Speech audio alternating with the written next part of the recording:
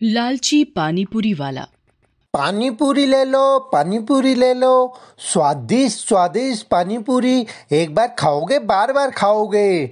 आओ आओ, रामू पानी पूरी वाले की पानी पूरी खाकर जाओ। आओ भैया आओ, पानी पूरी खाओ। रामू आवाज लगाकर अपनी पानीपुरी की प्लेटें लगा भी रहा था और बेच भी रहा था। उसके ठेले पर बच्चे से लेकर बूढ़े सब तरह के लोगों की भीड़ रहती थी। रामू वृंदापुर गांव में रहता था। वृंदापुर गांव में रामू पानीपुरी वाला बहुत ही फेमस है। वृंदापुर गांव के बाहर एक बस स्टॉप है। रामू गांव के बस स्टॉप के पास ही अपना पानीपुरी का ठेला लगाता था। जो कोई भी बाहर से आता उसके ठेले के पानीपुरी जरूर खाकर जाता। रामू अकेला ही पानीपुरी बेचता था गांव में। धीरे धीरे उसका पानीपुरी दूसरे गांव में भी फेमस होने लगा। अब रामू के पास दूसरे गांव के लोग भी आने लगे थे। वो बहुत ही स्वादिष्ट पानीपुरी बनाता था। लो भाई, एक प्लेट पानी पूरी खिला दो। हाँ हाँ भाई, ये लो पानी पूरी। रामू ग्राहक को पानीपुरी दे देता है और वो खाकर कहता है, वाह भाई वाह, मजा आ गया तुम्हारी पानी पूरी खाकर। ऐसी पानी पूरी तो आसपास के गांव में कहीं भी नहीं मिलती। तभी वहां एक और ग्राहक आ जाता है। हाँ भाई साहब, सही कहा आपने। ऐसी पानी पूरी तो यहाँ के किसी गांव में नहीं मिलती। मैं तो खुद पास के गांव में रहता हूँ, पर रामू की पानी पूरी खाने यहाँ आता हूँ हर दूसरे दिन। ला भाई रामू, एक प्लेट लगा दे मेरी भी। हाँ भाई, अभी लगा कर देता हूँ। हाँ भाई, पानी थोड़ा तीखा रखना। जरूर जरूर। भैया, एक पानीपुरी की प्लेट लगा देना। पानीपुरी खाने के बाद वो कहती है, क्या बात है भैया, आपके पानीपुरी के बारे में जैसा सुना था ये तो बिल्कुल वैसे ही है। मैं तो कल फिर आऊंगी पानीपुरी खाने। हाँ हाँ बहन जी, जरूर आइएगा। वो लोग पानीपुरी खाकर रामू की तारीफ करके चले जाते हैं। लोग आते हैं और रामू की पानीपुरी खाकर उसकी तारीफ करके जरूर जाते। रामू की रोज अच्छी कमाई होती थी। वो रोज बाजार जाता और पानीपुरी बनाने का सारा सामान खुद ही खरीद लाता और खुद ही अपने हाथों से पानीपुरी बनाता था, जिस कारण उसकी पानीपुरी बहुत ही स्वादिष्ट बनती थी। एक बार उसका एक दोस्त राजू गांव आता है और वो उसके ठेले पर आकर पानीपुरी खाता है। और भाई रामू, क्या हाल चाल है तुम्हारे? अरे किशन, तुम आओ आओ मेरे दोस्त, मैं ठीक हूँ। तुम कैसे हो? मैं भी ठीक हूँ यार। कब आया तू शहर से? कल ही आया, और आज सबसे पहले मैं तेरे पास आया हूँ। बहुत सुन रखा था तेरी पानीपुरी के बारे में। चल आज मुझे भी एक प्लेट पानीपुरी खिला दे। हाँ हाँ मेरे दोस्त, ये ले तेरे लिए स्पेशल प्लेट पानीपुरी की। वाह रामू, आज तो मजा ही आ गया पानीपुरी खाकर। ऐसी पानीपुरी तो मैंने कभी शहर में भी नहीं खाई। सच कहते हैं गांव वाले, तेरे हाथों में जादू है, जादू। अरे नहीं नहीं भाई, ये तो बस गांव वालों का प्यार है जो उनको मेरी पानीपुरी इतनी अच्छी लगती है। नहीं मेरे भाई, सच में तेरी पानीपुरी तो बहुत ही स्वादिष्ट है। अच्छा ये बता, कितने पैसे हुए तेरे पानीपुरी के? नहीं नहीं, कोई बात नहीं, तू रहने दे पैसे। नहीं भाई बताना, 10 रुपए की प्लेट हुई है। 10 रुपए बस? हाँ 10 रुपए की। क्यों, क्या हुआ? नहीं कुछ नहीं, बड़ी सस्ती प्लेट बेचता है तू तो। हाँ भाई, गांव के हिसाब से यही सही है। पर तू तो बहुत ही अच्छी पानीपुरी बनाता है, फिर भी इतनी सस्ती। हाँ यार, पर कोई बात नहीं, मैं तो इसमें भी खुश हूँ। लोग खाकर मेरी तारीफ करते हैं, मुझे और क्या चाहिए। पर तारीफ से कोई पेट भरता है क्या? जितनी तू मेहनत पानीपुरी बनाने में करता है, उतना तो तुझे उसका दाम भी नहीं मिलता। अपने दोस्त की बात रामू को परेशान तो कर देती है, पर वो उस समय उसकी बात हंसकर टाल देता है। फिर कुछ दिन ऐसे ही चलता है। वो पानीपुरी बनाता और बेचता। एक दिन उसका दोस्त किशन उसको अपने घर शहर बुलाता है अपने बेटे के जन्मदिन के लिए। रामू और उसकी पत्नी राधा दोनों किशन के घर शहर जाते हैं। वहां वो दोनों उसके बेटे के जन्मदिन में शामिल होते हैं। जन्मदिन भी बहुत ही अच्छी तरह से हो जाता है। तो जन्मदिन हो जाने के बाद रामू की पत्नी रामू से कहती है, मैं सोच रही हूं कि जब हम यहां तक आ ही गए हैं तो क्या आप मुझे शहर भी घुमा देंगे? क्या पता फिर कब समय मिले। हाँ हाँ क्यों नहीं, चलो मैं तुम्हें शहर घुमा कर लाता हूँ। दोनों पति पत्नी शहर घूमने जाते हैं तो वहां पर बहुत सी जगह घूमते हैं। घूमते घूमते जब राधा थक जाती है तो वो अपने पति रामू से कहती है, सुनते हो जी, अब और नहीं चला जाता मुझसे, और अब भूख भी लग रही है। अच्छा चलो पहले कुछ खा लेते हैं। उसके बाद रामू और उसकी पत्नी राधा पास के ही एक रेस्टोरेंट में खाने के लिए चले जाते हैं। वहां जाकर दोनों 2 प्लेट पानीपुरी ऑर्डर करते हैं। थोड़ी देर बाद एक वेटर उनका पानीपुरी का ऑर्डर लेकर आता है। रामू ने जैसे ही पानीपुरी खाया वो कहता है, छी छी, इतनी बेकार पानी पूरी, मुंह का स्वाद ही खराब हो गया मेरा तो। अपने पति के मुंह से ऐसा सुनकर राधा भी वो खाती है और जैसे ही वो खाती है वो भी अपने पति की तरह ही कहती है, छी छी, कितना बेकार स्वाद है इसका। इतनी बड़ी दुकान और पानीपुरी तो इतनी बकवास है यहाँ की। बेकार में सारे पैसे बर्बाद कर दिए हमने तो यहाँ आकर। मुझे नहीं खाना ये, आप तो मेरे लिए कुछ और ही मंगा दो जी। उसके बाद वो दोनों अपने लिए कुछ और ऑर्डर करते हैं। दोनों वो खाकर जब पेमेंट करने जाते हैं तो पानीपुरी के पैसे सुनकर रामू और उसकी पत्नी राधा चौंक जाते हैं। हाँ जी भैया, कितना बिल हुआ आपका? जी 150 रुपए। 150 रुपए? पानी पूरी का क्या रेट है भैया? जी 40 रुपए की प्लेट है। 40 रुपए? जैसे ही रामू बोलता है वहां बैठे लोग उसको देखने लगते हैं। वो चुपचाप पैसे देकर रेस्टोरेंट से बाहर निकल जाता है। उसके बाद रामू और राधा बस पकड़कर अपने गांव वापस आ जाते हैं। गांव पहुंचकर उसकी पत्नी राधा रामू से कहती है, देखा जी आपने, शहर में कितनी लूट मचा रखी है। 1 प्लेट पानी पूरी की कीमत 40 रुपए। हाँ राधा, मैं भी वही सोच रहा था, वो भी इतनी बेकार पानी पूरी के। हाँ जी, और लोगों को देखा आपने कैसे मजे से खा रहे थे वो पानी पूरी को। हाँ राधा, और क्वालिटी भी तो बिल्कुल बकवास थी। जी, आप क्यों नहीं अपनी पानी पूरी की कीमत बढ़ा लेते हो जी? वैसे भी आप ही तो अकेले इस गांव में पानी पूरी बेचते हो, और लोग आते भी तो हैं दूर दूर से आपके पास खाने। पर राधा, क्या ऐसा करना ठीक रहेगा? आप क्यों इतना सोचते हो जी? सब ठीक रहेगा। वैसे भी अब तो महंगाई भी इतनी बढ़ गई है, और अगर हम भी अपनी पानीपुरी की कीमत बढ़ा देंगे तो क्या गलत करेंगे हम? कह तो सही रही हो तुम, मैं भी अब अपनी पानी पूरी के रेट बढ़ा दूंगा। अगले दिन राजू अपने ठेले को लेकर बस स्टैंड पर जाता है, जहां वो रोज अपना ठेला लगाता था। पर आज उसने अपनी पानीपुरी के रेट बढ़ा दिए थे।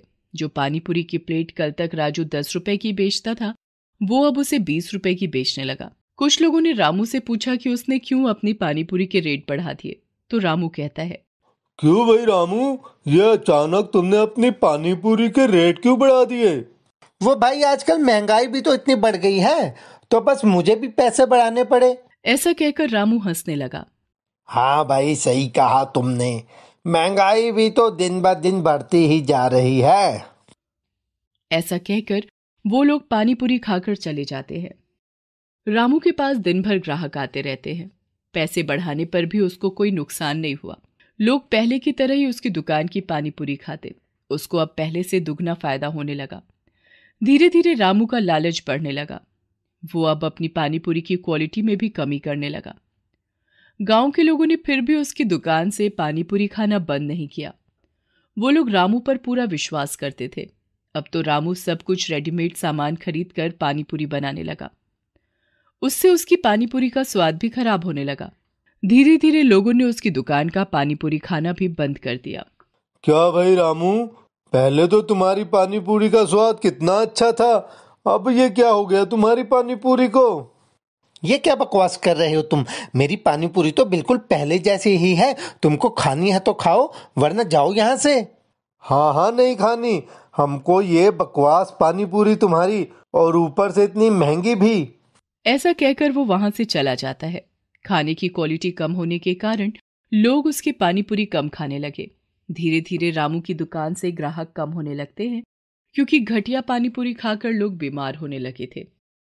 उसको अपने इस काम में धीरे धीरे नुकसान होने लगा। दिन ऐसे ही बीतते गए और अब उसका काम बिल्कुल बंद होने की कगार पर आ गया था। एक दिन उसका दोस्त किशन उसकी दुकान पर फिर से आया। आओ आओ किशन, क्या हाल है तेरे रामू? कैसा चल रहा है तेरा काम? मैंने सुना है कि अब तूने अपनी पानी पूरी का रेट बढ़ा दिया है। अब तो तुझे फायदा ही फायदा हो रहा होगा। क्या फायदा राजू, ऐसे पैसे बढ़ाकर? ग्राहक ही नहीं आते अब।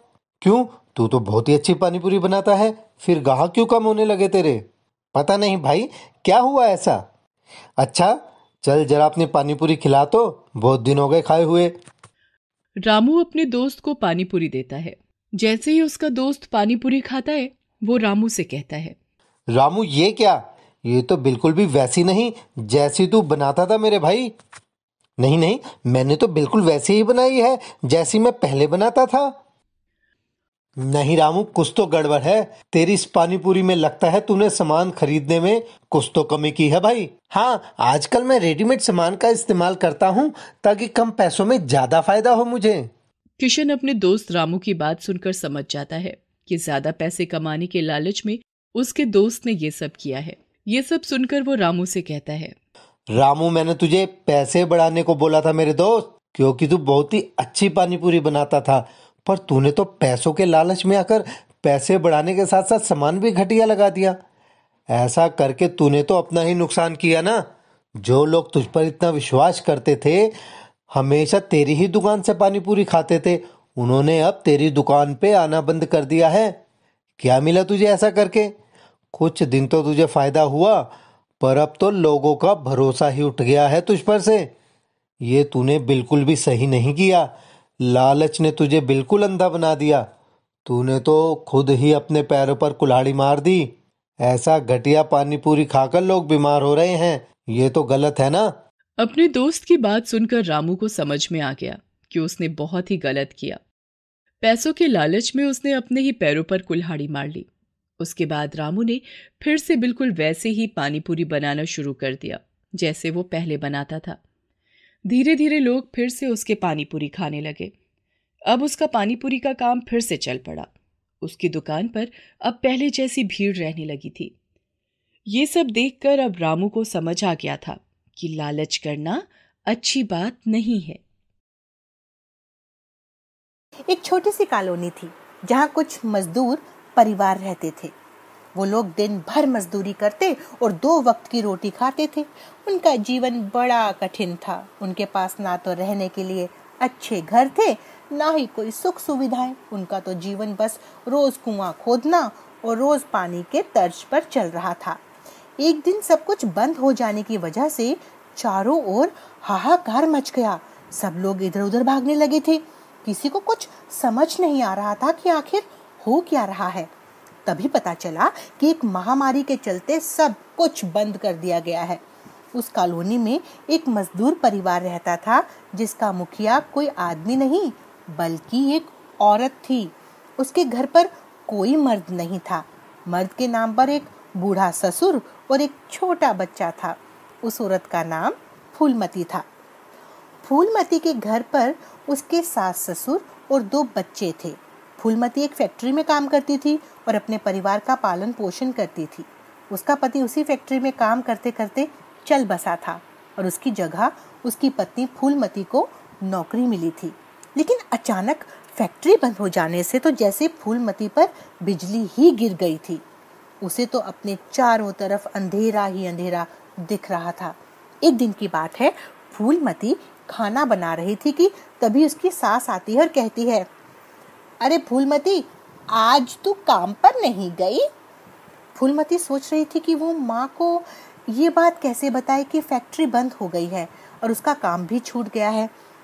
तो वो कहती है, अरे माँ, वो आज काम की छुट्टी है। अच्छा ठीक है, तो फिर जल्दी से खाना बना ले, आज सब साथ में बैठकर खाना खाएंगे। वो सब लोग साथ में खाना खा रहे थे कि तभी गट्टू नाम का एक आदमी आता है जो कि फूलमती के साथ फैक्ट्री में काम करता था। वो घर पर आता है और कहता है, अरे फूलमती, मैं तो आज गांव के लिए जा रहा हूँ। यहाँ तो अब गुजारा होना मुश्किल है। तू भी तैयारी कर ले, अगर तू कहे तो तेरे परिवार की टिकट भी ले आऊं। नहीं नहीं, अभी तुम जाओ, मैं बाद में देखती हूँ। वो आदमी चला जाता है। फूलमती की सास कहती है, अरे फूलमती, ये आदमी क्या कह रहा था? ये तो वही है जो तुम्हारे साथ काम करता है। हाँ माँ, ये जो महामारी चल रही है ना, इसी की वजह से हमारी फैक्ट्री बंद कर दी गई है। अब जब फैक्ट्री खुलेगी तभी काम मिलेगा। हाय राम, फैक्ट्री बंद हो गई तो हम सब खाएंगे क्या? फूलमती अपनी सास को ना चाहते हुए भी सारी बात बता देती है। उसकी सास परेशान हो जाती है। उनका तो गांव में भी कुछ नहीं था। माँ, तुम चिंता मत करो, अभी मेरे पास पैसे रखे हुए हैं, हमारा खर्चा पानी चल जाएगा अभी। इसी तरह कुछ दिन गुजर गए थे, लेकिन कुछ दिनों बाद आज घर में खाने के लिए कुछ नहीं था। फूलमती ने जो पैसे बचाए थे वो भी अब खर्च हो चुके। अब तो घर में कुछ नहीं था खाने के लिए। अब वो सोच रही थी कि वो क्या करे। हे भगवान, अब तो सारा राशन भी खत्म हो गया है और बस ये पैसे भी खत्म होने वाले हैं। अब तो उसे एक ही रास्ता दिख रहा था कि वो सब कुछ छोड़कर अपने गांव वापस चली जाए। लेकिन फिर उसे ख्याल आता है कि गांव में भी तो कुछ नहीं है। उसके पास बस थोड़ी सी जमीन और एक टूटा फूटा घर। वो अपनी सास से बात करती है कि अब वो क्या करे। उसकी सास कहती है, फूलमती, गांव जाने से तो कुछ नहीं होगा। वहाँ तो कुछ भी नहीं है हमारे पास। जमीन पर भी खेती करेंगे तो भी 2 महीने में फसल तैयार होगी। तब तक कैसे जिएंगे। तभी उन दोनों को अंदर से उसके ससुर की आवाज आती है, चंपा, चंपा, सुन चंपा। फूलमती और उसकी सास जब अंदर जाकर देखते हैं तो उसके ससुर जमीन पर गिरे हुए थे। वो पास जाती है तो देखती है कि वो तो बेहोश थे। फूलमती उन्हें जल्दी से बिस्तर पर लिटा देती है। कुछ देर बाद उसकी सास देखती है कि उसके ससुर को तो तेज बुखार है। उसकी सास को समझ नहीं आ रहा था कि वो क्या करे। फूलमती, हमें इन्हें अस्पताल ले जाना पड़ेगा। ऐसा कहकर वो दोनों मिलकर अपने ससुर को उठाकर घर के बाहर ले जाती हैं। लेकिन बाहर आकर देखती है कि सब दुकानें बंद थीं। सड़क पर कोई भी गाड़ी नहीं चल रही थी। अस्पताल भी दूर था। उन्हें कुछ समझ नहीं आ रहा था कि वो क्या करे। अब हम क्या करें? इनको कैसे अस्पताल ले जाएं? कोई मदद करो हमारी, कोई अस्पताल ले चलो इन्हें, नहीं तो ये मर जाएंगे। कोई मदद करो। लेकिन फिर भी कोई मदद के लिए आगे नहीं आता, क्योंकि सब कुछ तो बंद था और लोग बुरी तरह से डरे हुए थे। इसीलिए कोई बाहर नहीं आया, क्योंकि शहर में एक महामारी चल रही थी। तभी फूलमती को एक रेहड़ी दिखती है। वो तुरंत उसे खींच कर लाती है और उस पर अपने ससुर को लिटाकर अस्पताल की तरफ चल देती है। कुछ देर बाद वो अस्पताल पहुंच जाती है, लेकिन अस्पताल के बाहर तो लंबी लाइन लगी हुई थी। धूप बहुत तेज थी। फूलमती की सास भी बूढ़ी थी। उससे खड़ा नहीं हुआ जा रहा था। फूलमती इधर उधर भाग रही थी। उसे कहीं से कोई रास्ता नहीं मिल रहा था अस्पताल में जाने का। इधर उसके ससुर की तबीयत और खराब होती जा रही थी। उन्हें बहुत तेज खांसी भी आने लगी थी। अब तो उनकी सांसें और भी तेज चलने लगी थी। फूलमती की सास अपनी बहू को आवाज देती है, फूलमती, जल्दी इधर आ, ये देख इन्हें क्या हो रहा है। कुछ कर, नहीं तो ये मर जाएंगे। क्या करूँ माँ? कोई अस्पताल के अंदर नहीं जाने दे रहा, कोई डॉक्टर भी नहीं दिख रहा। ये दवाई मिली है, ये पिला देती हूँ इन्हें, शायद कुछ आराम मिले। फूलमती अपने ससुर को दवा पिला देती है और फिर वो फिर से अस्पताल में दरवाजे की कड़ी को हो जाती है। तभी एक अस्पताल में काम करने वाला नंदू फूलमती के पास आता है। वो फूलमती को पहचान जाता है और कहता है, अरे फूलमती, तू यहाँ क्या कर रही है? तुझे पता नहीं शहर में महामारी फैली हुई है? वो मेरे ससुर की हालत बहुत खराब है, मेरी मदद करो। मैं कुछ नहीं कर सकता। अस्पताल के अंदर भी भीड़ है। तू ऐसा कर, उन्हें घर ले जा और घर पर ही उनका इलाज कर। मैं कुछ दवाई दे देता हूँ। तभी उनकी सास भागकर फूलमती के पास आती है और फूलमती से कहती है, फूलमती, इनको देख तो जरा, ये देखो बेहोश हो गए हैं। फूलमती की तो ये बात सुनकर जैसे अपनी सुध-बुद्धि खो देती है। वो भागकर अपने ससुर के पास जाती है तो देखती है कि वो तो बेहोश है। वो जोर जोर से रोने लगती है। उसकी सास भी वहां पर खड़ी थी। वो तो जैसे सदमे में ही चली गई थी कि तभी अचानक वो जमीन पर गिर जाती है। फूलमती अपनी सास को हिलाती है और कहती है, अरे माँ, तुम्हें क्या हुआ? उठो माँ, उठो। हे भगवान, अब मैं क्या करूँ? कोई मदद करो मेरी। फूलमती थक हार कर वहीं जमीन पर बैठ जाती है और रोने लगती है। हे भगवान, अब मैं क्या करूं? उधर मेरे ससुर बाहर पड़े हैं और इधर मेरी सास को ना जाने क्या हुआ। मेरी मदद करो भगवान, मेरे बच्चे भी घर पर अकेले हैं। मेरी मदद करो भगवान, मेरी मदद करो। तभी नंदू एक डॉक्टर के साथ फूलमती के पास आता है। फूलमती डॉक्टर के पैर पकड़ लेती है और कहती है, डॉक्टर साहब मेरी मदद करो, मेरे ससुर बाहर बेहोश पड़े हैं, कोई देखने वाला नहीं है उन्हें, और ये मेरी सास है, इन्हें भी न जाने क्या हो गया है, देखिए मेरी मदद कीजिए। डॉक्टर उसकी सास के पास जाता है और उसका इलाज करने लगता है। देखो, मैं तुम्हारी सास को दवाई दे देता हूँ, ये थोड़ी देर में ही होश में आ जाएंगी। लेकिन डॉक्टर साहब मेरे ससुर जी, इनकी जान बचा लो डॉक्टर साहब। तभी एक नर्स वहाँ आती है और डॉक्टर को बुलाती है। डॉक्टर, 7 नंबर वाले पेशेंट की तबीयत बहुत खराब हो गई है, उनको सांस लेने में प्रॉब्लम हो रही है, आप जल्दी से चलिए। हाँ, मैं अभी आता हूँ। देखो फूलमती, मुझे अभी जाना होगा और जो दवाई दी है वो अपनी सास को दे देना। डॉक्टर वहाँ से चले जाते हैं। फिर नंदू फूलमती के पास आता है और कहता है, देखो फूलमती, तुम अभी अपनी सास को लेकर यहाँ से जल्दी चली जाओ अपने बच्चों के पास। ये बहुत ही खतरनाक बीमारी है और इंसान से दूसरे में बड़ी जल्दी फैलती है। तुम्हारा ज्यादा देर बाहर रुकना ठीक नहीं है, अपने बच्चों के बारे में थोड़ा सोचो। लेकिन नंदू मेरे ससुर। देखो फूलमती, जो भी इस दुनिया में नहीं रहा उसका। नंदू अपनी बात पूरी करता कि तभी फूलमती के पड़ोस में रहने वाला एक आदमी वहाँ आता है और फूलमती को बताता है कि घर में उसके बच्चे अकेले हैं और रो रहे हैं।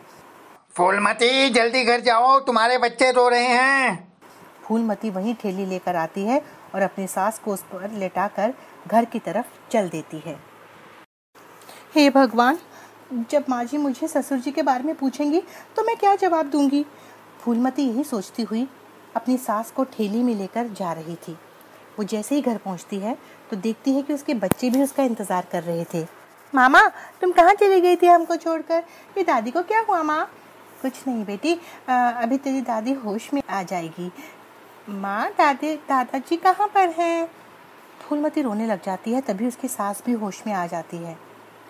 फूलमती, तेरे ससुर कहाँ हैं बेटी? क्या उनको होश आया? फूलमती से कुछ बोलते नहीं बन रहा था। वो कुछ नहीं बोल सकी और घर के अंदर बैठकर रोने लग जाती है। फिर कुछ दिनों बाद उसकी सास ठीक हो जाती है। अब तो घर में कुछ नहीं था खाने के लिए। बहुत दिनों से उन लोगों ने पेट भर खाना भी नहीं खाया था। तभी कुछ लोग गरीब लोगों की मदद के लिए आगे आते हैं और गरीबों की बस्ती में खाना बांटने के लिए आते हैं। फूलमती को भी खाना मिलता है। वो खाना लेकर खुश होती है। सब लोग खाना खाते हैं। अब तो हर रोज़ कोई ना कोई उन्हें खाना दे जाता था। कुछ दिन तो ऐसे ही निकल गया। लेकिन एक दिन फूलमती की तबीयत अचानक खराब हो गई। उसे तेज़ बुखार हुआ था और खांसी भी आ रही थी। उसकी सास ने उसे दवाई दी, लेकिन फिर भी उसकी तबीयत में कोई सुधार नहीं आया।